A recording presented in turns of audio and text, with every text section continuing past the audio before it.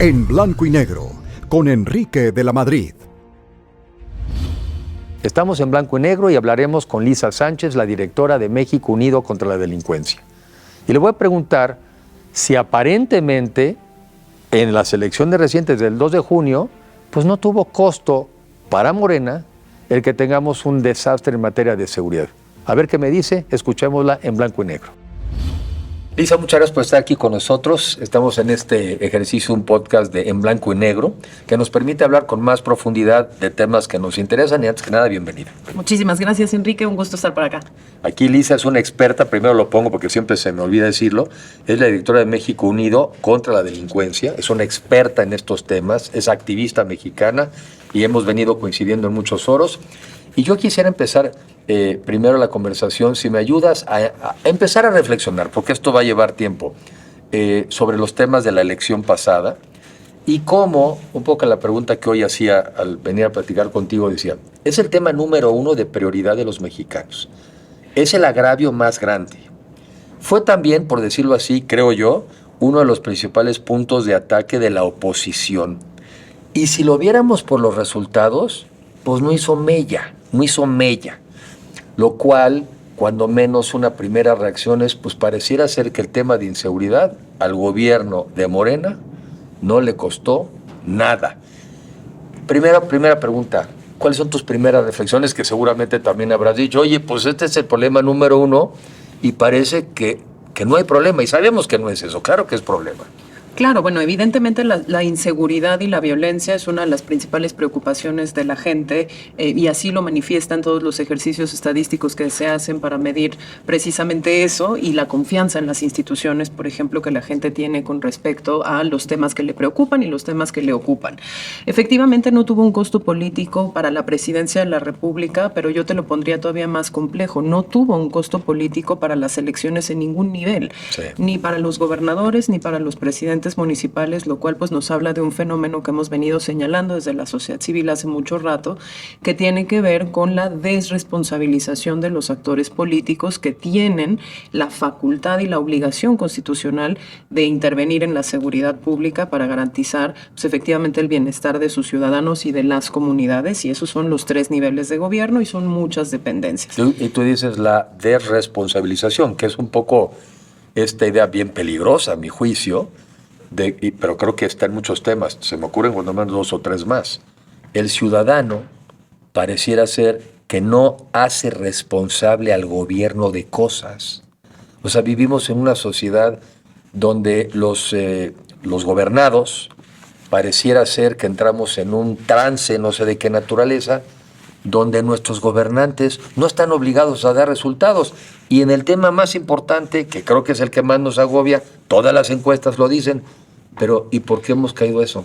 Sí, yo creo que hay varios motivos. Uno es que llevamos muchos años metidos en un esfuerzo centralizador de la seguridad, en donde cada vez le hemos transferido más competencias y responsabilidades al gobierno federal para ocupar el territorio local y para devolver, digamos, la seguridad de las comunidades, y eso ha tenido una instrumentalización muy importante a través del aumento de la participación de las Fuerzas Armadas en estas tareas.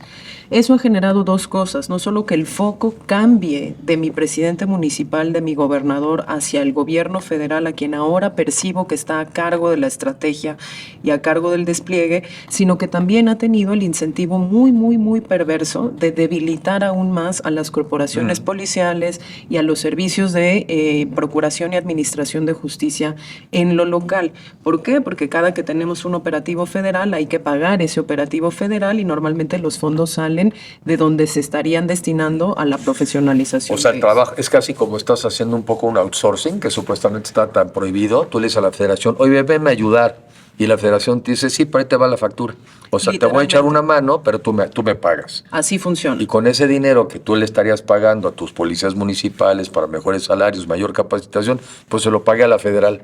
Así es, y entonces lo que tenemos es un círculo perverso que nunca se va a acabar, ¿no? Mientras no lo cortemos de alguna manera, en donde la justificación para traer a las fuerzas federales es que no hay capacidades en lo local para hacer frente a los problemas, pero esas capacidades nunca se crean porque mientras están los federales hay que desviar los recursos locales para pagar esa intervención federal. Entonces yo te diría, hay ese proceso de centralización de la seguridad que genera desresponsabilización política en los actores locales, pero también que distrae la atención del ciudadano porque percibe que quien está a cargo de eso es una autoridad distinta a la que le gobierna, digamos, directamente, y eso genera por otra parte, digamos, como en una carretera paralela, pues lo que genera es todas las condiciones negativas para que nunca haya capacidad en lo local para volver a hacerse cargo de esas funciones de seguridad. Pero el tema es todavía más complejo en términos del referendo que vimos en la elección de este 2 de junio, y es que las encuestas que hace por lo menos el Instituto Nacional de Estadística y Geografía sí demuestran que si bien la violencia y la inseguridad es la principal preocupación, al menos en los centros urbanos, en la encuesta de seguridad en centros urbanos, la gente sí manifiesta un crecimiento en la confianza en términos de la percepción de inseguridad. Es decir, se reduce en estos 5 o 6 años, quizás por un efecto mediático, quizá por un efecto narrativo, quizá por un efecto esperanzador del querer creer, pero sí se ha reflejado, digamos, un aumento o más bien una disminución en la percepción de inseguridad en las 70 ciudades que entrevista esa encuesta, y creo que ese es otro elemento de reflexión que es muy importante, saber por qué y a qué responde que la gente hoy en general se sienta un poquito más segura, aunque los indicadores de violencia letal, de lesiones, de violaciones a los derechos humanos, de desaparición y de incremento en ciertos delitos patrimoniales muy importantes que le pegan al bolsillo de la gente, como la extorsión, van al alza. Entonces, fíjate, pensando un poco, y yo en lo particular voy a buscar, o sea que cualquier idea es buena, una referencia. Yo lo que tengo el interés es buscar quién nos pudiera ayudar o quiénes nos pudieran ayudar a hacer ciertos diagnósticos ex post, ¿no? Oye, ¿a qué se debe? Y hoy no debe ser tan difícil, te voy a decir en qué sentido. Porque así como las encuestas tú vas y le preguntas a alguien y esa persona no sabe quién la está preguntando y esconde su voto o su opinión, pues ahora ya sería más fácil. A ver, quitados de la pena. Usted votó por Morena, ¿sí? No se preocupe, ya no hay elección. Además, ¿quién lo va a castigar si votó por Morena? Ayúdeme a entender por qué. Porque lo que me estás tú describiendo, así como panorama, nomás pensando en voz alta, es un pésimo mensaje. Porque el mensaje es, si yo soy la autoridad local, vi que si yo no abordo el tema, a mí no me cuesta. Si soy gobernador y veo que no abordo el tema, a mí no me cuesta. Y entonces todo el mundo va viendo para arriba. ¿Y saben qué? Si soy presidente o presidenta, a mí no me cuesta. Entonces, todos los que creemos que hay que meterle más recursos a las policías locales, federales, a los ministerios públicos, a las fiscalías, a los jueces, pues vamos contracorriente, porque no tengo la respuesta. Pero quizá dicen, ¿sabes qué? Ya vimos el caminito. No digo que sea. Ya vimos que son programas sociales, ya vimos que eso es lo que la gente aprecia, lo de largo plazo no nos conviene y no lo penalizan. Pues a los que nos interesan estos temas, mi primera reacción es vamos como 4 escalones abajo. A ver, yo lo que creo es que es muy importante que justamente si lo que nosotros queremos ver es un impacto positivo en la mejora de las condiciones de seguridad y violencia en México en el largo plazo y sostenidas, sí necesitamos generar una alternativa de política pública en seguridad que se tome muy en serio la dimensión local. Déjame explicarte por qué. No solo por este efecto perverso que tú mencionas, que efectivamente existe en nuestra clase política y existe entre todos los partidos, en todos los niveles de gobierno y en todos los roles. No solo existen quienes quieren ser candidatos a un rol ejecutivo, existe también entre los que juegan un rol legislativo y parlamentario, y existe también entre los propios operadores de las instituciones de seguridad a nivel local, que hoy en su gran mayoría ya también son instituciones militarizadas, porque finalmente, aunque no esté la presencia de las Fuerzas Armadas ahí, las policías en al menos 17 estados de este país ya son corporaciones que están en manos de un general en activo o en retiro. La razón por la que necesitamos eso es porque estamos atrapados en una especie de narrativa en la que creemos que la seguridad en México es solo delincuencia organizada. Y si bien esa es la expresión más extrema y más preocupante que por supuesto que tenemos que atender, desatendimos durante muchísimos años el tema de prevención y el tema de persecución y sanción del delito común, con un agravante que tampoco nos preocupamos nunca por atender la crisis carcelaria que tenemos y los temas de reinserción. Si tuviéramos en este país, por lo menos en las 32 entidades federativas, bajo control el tema de prevención, persecución y sanción del delito común, del asalto en el transporte, del asalto sin violencia, el acoso sexual en las calles, etcétera, tendríamos muchísima más capacidad institucional liberada, genuinamente para hacer investigaciones que atacaran ahora sí la dimensión de delincuencia organizada y de delincuencia transnacional, que también es importante tener. Pero hoy en día no la tenemos, no está en aplicación más que en unos puntos ahí muy, muy, muy específicos del territorio nacional. Y lo peor de todo es que cuando hay voluntad política, cuando estos se hacen y empiezan a ver prácticas promisorias en lo local o en lo estatal, cambia el gobierno a la siguiente elección y esas prácticas se abandonan. Sí, desaparecen. Te diría sí, por supuesto, por eso que mencionas es muy importante que no dejemos avanzar esa desresponsabilización. Necesitamos una visión de Estado y una visión de Estado que se ocupe primero por la delincuencia común para liberar la capacidad necesaria para atender mejor la delincuencia organizada, porque hoy no tenemos bajo control ninguna de las cosas. No, nada. No estamos, y yo lamentablemente mis reflexiones, y ahorita ojalá que nos des tú alguna luz, mi reflexión así platicando contigo es que las perspectivas en el corto plazo son muy malas, porque si los gobernantes no tienen incentivos a detener, yo sí estoy seguro que los criminales sí tienen incentivos a avanzar. Y si ya tenemos una tercera parte del país, según algunos estudios, en manos del crimen organizado, pues a seguirle, porque han sido cada vez más ambiciosos. Antes querían poner al director de la policía al nivel municipal, pues ya no, ¿para qué? Es poquito. Vamos por el tesorero. No, mejor vamos por el presidente municipal. Entonces, yo lo que percibo con este mensaje, en palabras un poco, diría Santiago Levy, indeseado. O sea, es que no era nuestra intención mandar este mensaje cuando votamos, dirían algunos, pero es el mensaje. Déjame resaltar otra reflexión que creo que son lo que podemos platicar. Esta frase tan sangroncita de que uno tiene el gobierno que se merece. Yo no sé si es el que se merece, pero por lo menos sí es el que eliges. Y al final del día, pues aquí los ciudadanos estamos eligiendo a gobiernos. Y siento que los ciudadanos no estamos usando nuestra capacidad de votar para mandar señales.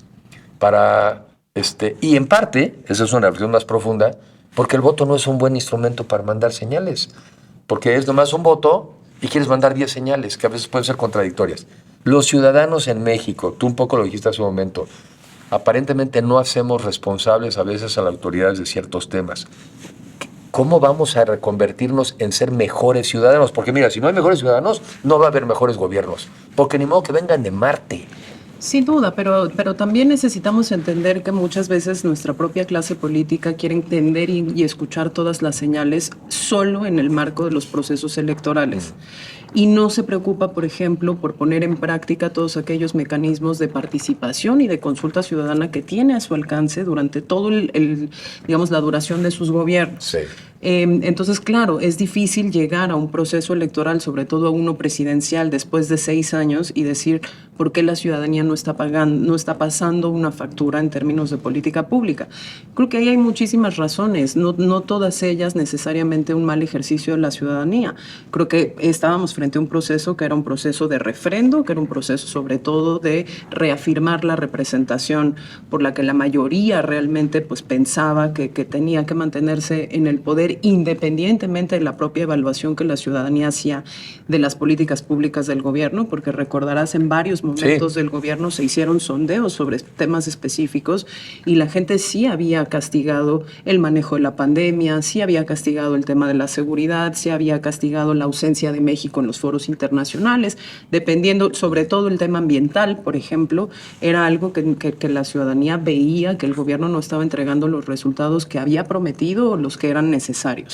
Entonces, yo más bien abogo porque tengamos un proceso de entendimiento y de diálogo y de construcción ciudadana permanente.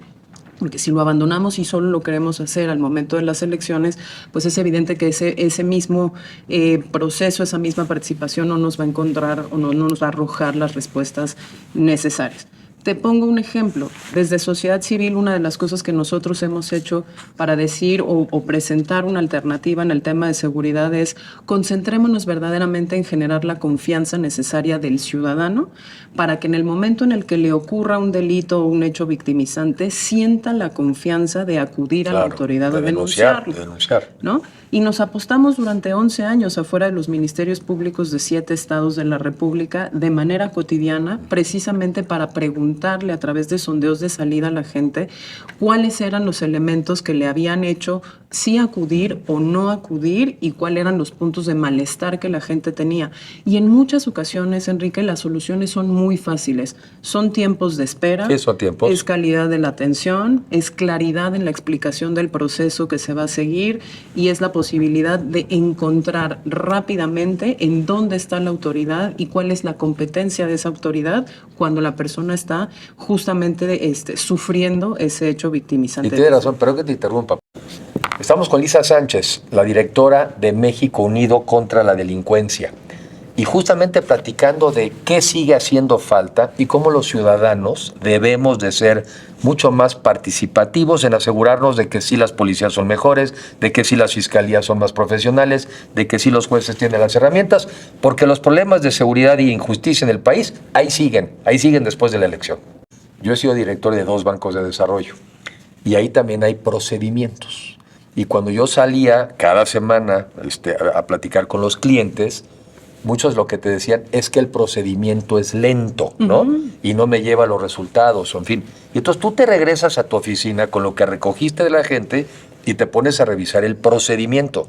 Pues la parte procesal penal, pues no es muy diferente a un procedimiento. Y tienes toda la razón, no necesitamos esperar a que en la elección te vaya bien o mal para hacer bien tu chamba. Totalmente, y para comunicarla bien, porque hay muchas iniciativas en lo local. También sería injusto decir que en este país no hay quien realmente está haciendo esfuerzos importantes por mejorarlo en lo local, pero que no llegan a ser debidamente comunicados y por lo tanto la ciudadanía pues no logra identificar realmente dónde hay una voluntad por cambiar las cosas y por tomarle en cuenta y por mejorar esos procesos. Al final del día sí, literalmente es un mapa de los flujos de atención de las personas en donde tú puedes encontrar esos puntos de frustración y en el momento en el que los mejoras de manera casi automática y de forma muy inmediata el tipo de confianza que la gente tiene en estos temas.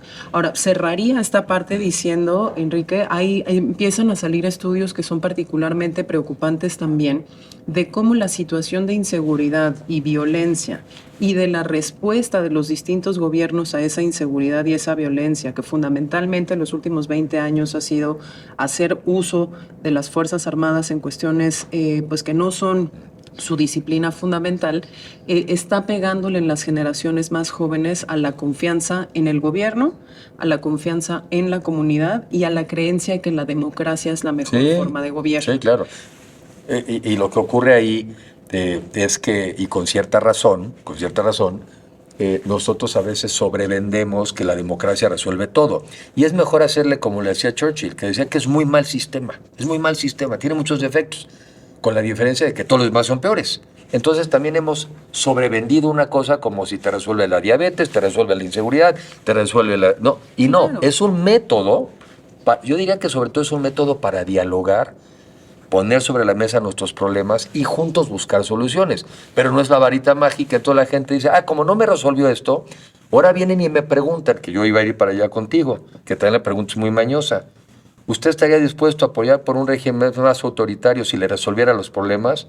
Pues es que es muy tonta la pregunta, porque casi la respuesta siempre sería, pues sí, claro que sí me los va a resolver. La cosa yo preguntaría, ¿y quién te dice que un régimen autoritario te va a resolver los problemas? Pero tiene razón, nos quedamos en una primera parte. La democracia está a la baja, ¿eh?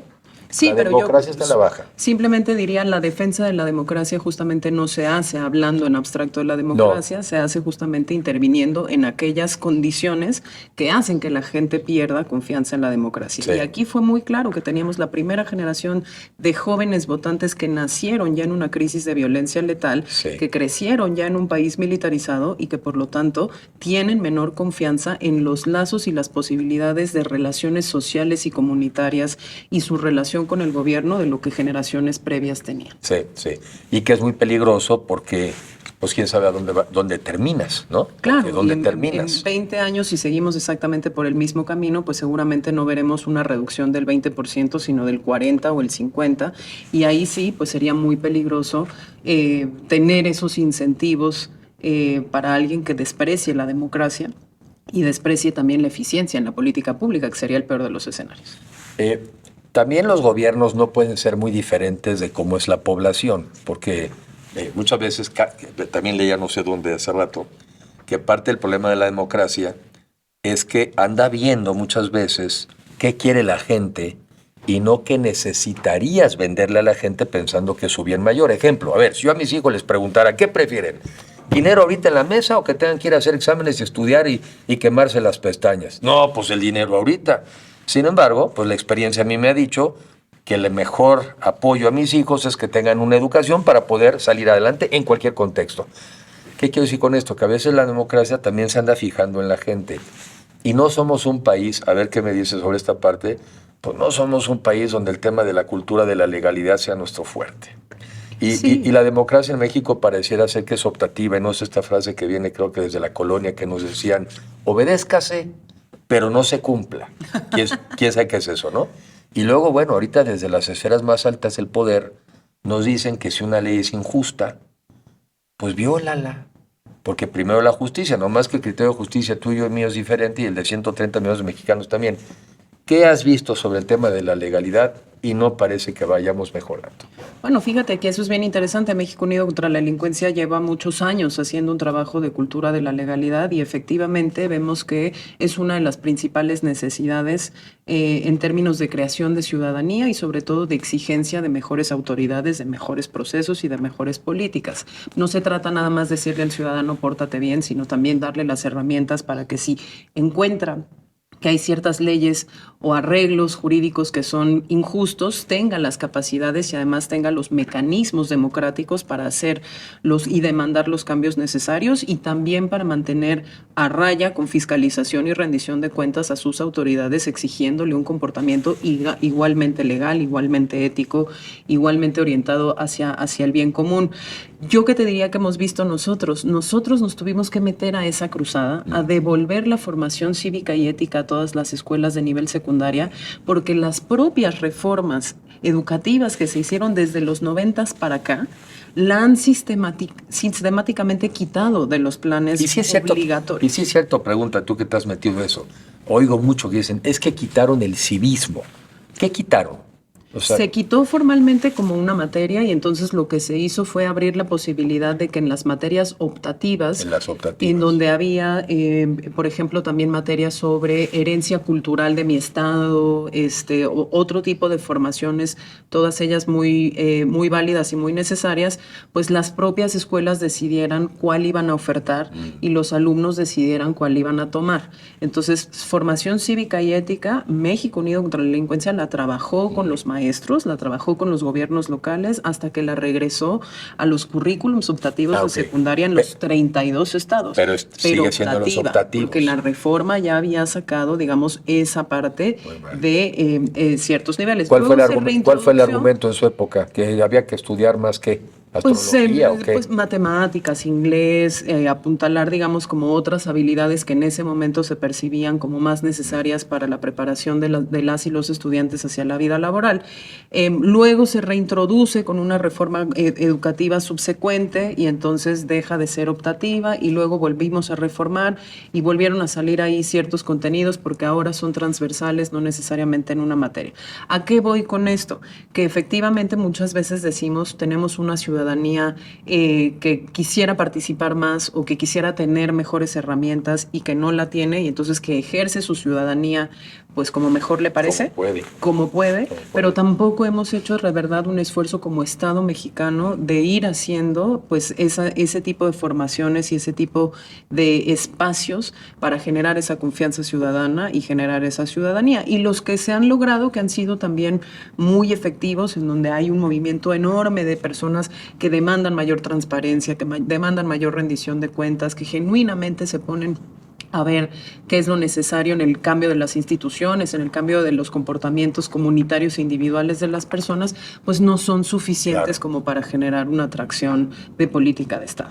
Porque, por ejemplo, hay temas que uno se encuentra, ¿no? El tema, por ejemplo, de la corrupción. La gente lo denuncia, pero al mismo tiempo ves que como que se acostumbran, ¿no? Y a veces, mi impresión que a veces he visto, es que muchos la denuncian si no les toca. Pero si les tocara y estuviera en sus manos optar por ser corrupto, ¿no? Muchas veces un poco la expresión es, pues qué tonto que no aprovecha. O sea, no es un valor. A veces pareciera más bien que es una denuncia de porque a mí no me toca. Y tan es así, pues que está en las encuestas, pero a la hora de la votación no es tema. Sí, y bueno, es otra de las cosas que son fascinantes. En distintos espacios académicos se está reflexionando también sobre, digamos, como las fronteras entre la legalidad y la legalidad en el funcionamiento social, pero también en el funcionamiento del aparato político y gubernamental de México. Entonces, hace ratito que mencionabas 30% de nuestro país en control de la delincuencia organizada. Bueno, quienes han estudiado muy bien esos mecanismos de gobernanza criminal y que acuñaron los conceptos de macrocriminalidad, como el Instituto de Investigaciones Jurídicas de la UNAM o el CIDE en su momento con Sandra Ley desde el Seminario de Violencias, lo que ven es que hay una conectividad entre autoridades, entre política, entre sociedad y entre ilegalidad y gestión de los beneficios de esa ilegalidad, claro, que evidentemente genera todos los incentivos perversos para que no se atienda o para que cuando se atiende solo se atiende en la cerca, digamos, del otro lado de la cerca, donde no estoy yo o donde no me afecta, y también hay que decirlo, donde no me siento amenazado, ¿no? Hay mucha gente, sobre todo pensando, por ejemplo, en los defensores ambientales, que sí se han jugado la vida y han sido asesinados por denunciar este tipo de cosas sin la protección de un Estado que pueda garantizar también que cuando hay ciudadanía que la quiere ejercer, pueda hacerlo de manera segura. Yo que soy del club de los permanentes optimistas, pues también estoy obligado a ver pues, la realidad, ¿no? Y yo siento que en este sentido hemos retrocedido más que avanzar. ¿Qué reflexiones nos podrías hacer? ¿Y quiénes quizá vale la pena ver escenarios internacionales en donde en otras épocas de sus vidas también tuvieron retrocesos, pero que hicieron cosas interesantes, yo creo, sobre todo para trabajar sobre la ciudadanía? Pues yo creo que la mejor apuesta es trabajar sobre la ciudadanía. Una buena ciudadanía presionará a los partidos, presionará a un gobierno. Una mala ciudadanía será apática y es más, yo creo que corremos un riesgo de desilusión.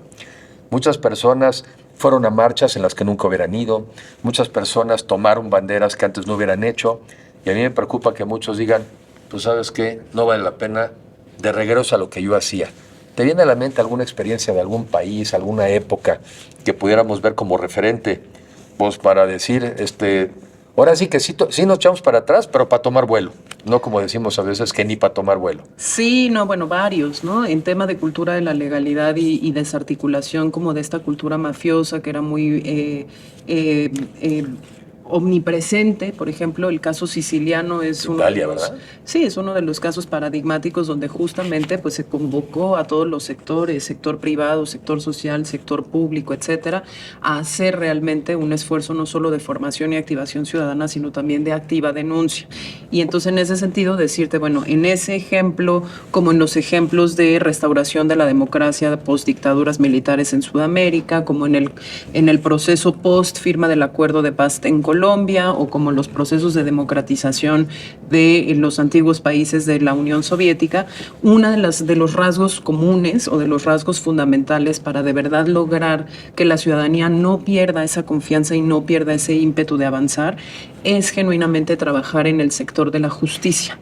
Porque necesitas mecanismos especiales, necesitas jurisdicciones especiales, necesitas protección de funcionamiento de esos mecanismos para que entonces todo lo que se canalice ahí como denuncia, como información para la reparación, para la reconstrucción de la memoria, para la no repetición de las graves violaciones a los derechos humanos, etcétera, necesita estar protegida y necesita estar conducida de una manera institucional que es muy fuerte. Y siento que una de las deudas de México es que siempre quiere hablar de seguridad y entonces se concentra mucho en quiénes son las corporaciones de seguridad, para bien o para mal, ¿no? Y olvida siempre pues, que a partir de que esas autoridades autoridades de seguridad acercan una prueba o traen una persona imputada en calidad de detenido, se tiene que activar todo un proceso de verificación de las pruebas, de evaluación de la legalidad de todo el proceso, de custodia de la evidencia, de litigio, justamente para lograr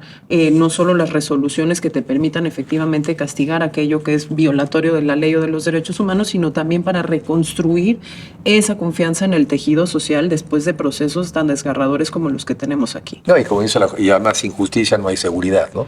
Y sin justicia, pues ya vivimos también procesos como los que hemos visto, donde la gente, las poblaciones empiezan a hacer justicia por propia mano.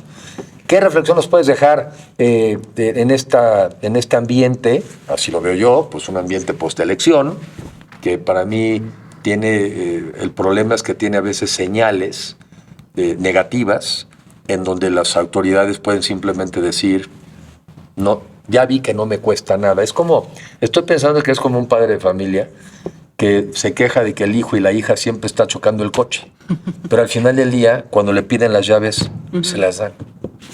Entonces el hijo y la hija dicen, pues lo de chocar el coche, da igual, al final del día siempre me dan las llaves. Yo siento que ahorita pasó un poco el fenómeno, pues te di las llaves, o lo que yo te decía en su momento, pues te di el cheque en blanco. Y el problema de un cheque en blanco es que el que lo cobra es el que pone el numerito.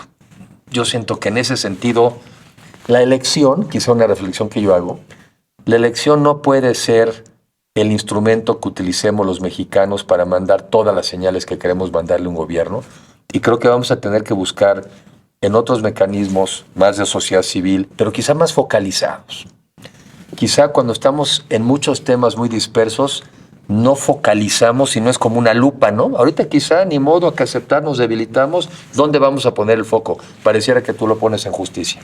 Yo sí de verdad lo pongo en justicia, mira, y lo pongo en justicia porque este es uno de los mejores ejemplos en donde cada ciclo queremos reinventar el agua tibia, ¿no? Y entonces, en vez de aplicar a cabalidad las reformas que aprobamos para hacer un sistema penal acusatorio, generar, ¿no? Hacerlo compatible con, digamos, la reforma de derechos humanos, que es abiertamente garantista, etcétera, lo probamos por 1 o 2 años y decimos esto no funciona y vamos a como una dieta, regreso. ¿no? Hago dieta una semana y no funcionó, la dejo. Exacto, ¿no? Y entonces terminamos en una espiral de reforma, contrarreforma, reforma y contrarreforma que permite a las personas en el sistema político y a esos operadores que no tienen la voluntad de transformación institucional decir que están haciendo Hacer algo, como que hacen, pero sin hacer nada. Sí. Entonces yo te diría, nosotros como ciudadanos creo que tenemos la obligación de ver hoy en día nuestro marco constitucional y legal a qué obliga a nuestros representantes, en el Ejecutivo, en el Legislativo y en el Judicial. Y en clave de seguridad hay 3 cosas que me parecen muy importantes. 1, desde el 2018,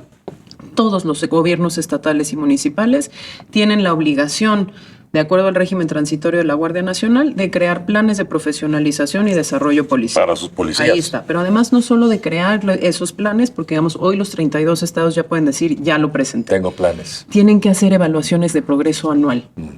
Y en esas son un puñadito de estados los que realmente han presentado anualmente, desde que se aprobó esa reforma y entró en vigor en 2019, sus planes de progreso y fortalecimiento. Nosotros como sociedad viviendo en Puebla, en Morelos, en Baja California, en Sonora, en Sinaloa, en cualquier rincón del mundo, tenemos ahí una herramienta de exigencia muy puntual que es: a mí no me sigas debilitando las instituciones que me pueden y me deben garantizar seguridad. Eso por una parte. Y lo mismo existe en términos de obligaciones de la implementación del sistema de administración y procuración de justicia. Es lo mismo. Es lo mismo. En versión justicia. En los ministerios públicos tienen la obligación de tener unidades de policía de investigación. Claro. Y esa policía de investigación debe ser profesional, suficiente, eficiente y tal. Bueno, pues si no la tenemos y no la han puesto en marcha, ahí tenemos otra área de exigencia que es particularmente importante. Y finalmente, pues viene el tema de los jueces. ¿Qué tendríamos que hacer? Rechazar estas medidas tremendamente punitivas que no le sirven a nadie, como el hecho de que todos los delitos ahora puedan merecer prisión preventiva oficiosa. Es ridículo porque entonces dejan, luego no hemos sabido explicar eso. Uno de estos, esta acción punitiva, lo que logra hacer la prisión preventiva es que entonces otra vez dejas de obligarle al gobierno a volverse profesional a investigar delitos o acciones que pueden ser delitos, porque ya tengo de entrada el hecho de que puedo detener a alguien. Ya no tengo que hacer mi tarea. es en este rollo de los exámenes. Claro. Pues si no hay exámenes, todo el mundo los va a pasar, pues ¿para qué estudio? O sea, sí es un La problema. mejor manera de resumir eso es le dimos la capacidad arbitraria al Estado de detener para investigar y no de investigar para detener. Correcto. Y eso va en contra pues, de nuestras propias garantías y de nuestros propios derechos. Y la última, que no es por ello menos importante, dado el número de tareas que ya desempeñan las Fuerzas Armadas, incluso fuera de la seguridad, son los mecanismos de supervisión civil de las Fuerzas Armadas y los mecanismos de transparencia y rendición de cuentas. Le dimos una cantidad de recursos económicos tremendamente importantes a las Fuerzas Armadas. Sin pedir nada, ningún nada Para a hacer cambio. puertos, aduanas, aeropuertos, distribución de bienes y servicios, una cantidad de cosas que además estoy segura que al interior de las Fuerzas Armadas tampoco quisieran desempeñar, y no les quitamos la excepcionalidad del régimen que los rige. Claro. No nos tienen que rendir cuentas, no tienen que cumplir con las leyes de transparencia, pueden clasificar la información por defensa nacional X número de años y nosotros no nos vamos a enterar si ahí hubo corrupción, Claro. si ahí hubo violaciones a los derechos, si ahí hubo desvío de facultades, si ahí hubo protección para personas que cometieron delitos, etcétera. Pues te agradezco mucho, Elisa, la oportunidad, y yo creo que es empezar también a reflexionar sobre qué sigue, ¿no? ¿Qué sigue en un entorno que pareciera ser que somos menos exigentes? Pero quizá no es eso, quizás que el mecanismo de las elecciones no acaba siendo el adecuado para tratar de tener esas exigencias. Sí, y yo estaría convencida de que creo que todos tenemos la preocupación y la voluntad de construir un México mejor, entonces habría que hacerlo en las elecciones, después de las elecciones y todos los días. Pues muchas gracias por estar aquí. Muchas gracias, querido Enrique. Platicamos con Lisa Sánchez y una de las consecuencias, a mí me parece, indeseables de la elección es que pudiera interpretarse que no tiene costo político el tema de la inseguridad. ¿Para qué se va a meter un presidente municipal en los temas de la inseguridad si de todos modos va a ganar su elección? ¿Para qué se mete un gobernador a atacar el tema de la inseguridad si de todos modos va a ganar su elección? ¿Para qué un presidente o presidenta se mete con el tema de la inseguridad si de todos modos va a ganar su elección? Analicemos, porque ese mensaje pudiera ser muy dañino para el tema principal que hoy enfrentamos los mexicanos. En blanco y negro, con Enrique de la Madrid.